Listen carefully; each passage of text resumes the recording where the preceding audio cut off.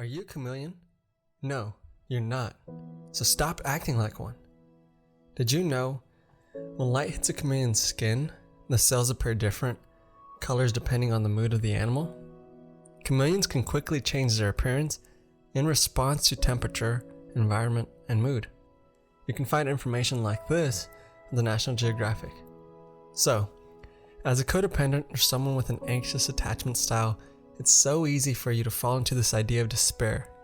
You believe finding someone who likes you is rare, or you finding someone you're finally fond of is rare, that you begin to get anxious treating the relationship like it's your only chance. Hence, the anxious attachment style. So, you're so desperate for love and connection you'll do anything, like sacrifice your identity for it, or to make sure that you don't jeopardize this one and only opportunity, quote unquote. But here's a point to ponder. Codependents often think that by becoming similar to the person we're dating, they will like you more.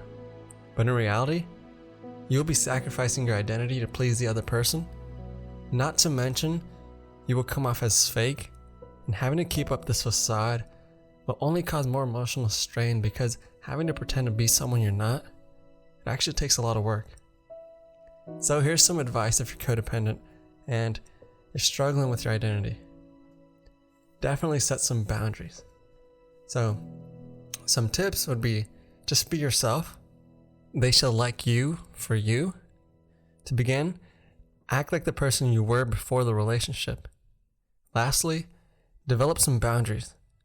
This will clearly define where you end and they begin. Relationships are sometimes dangerous and risky, so you need boundaries to help protect yourself. Final notes? But look, most codependents have gone through something like this, so don't fret. Remember that you're not alone. I've been guilty of this a crazy amount of times, but probably the biggest example of me was that I once dated a girl who was full on vegan, and I tried to go vegan so she would like me more.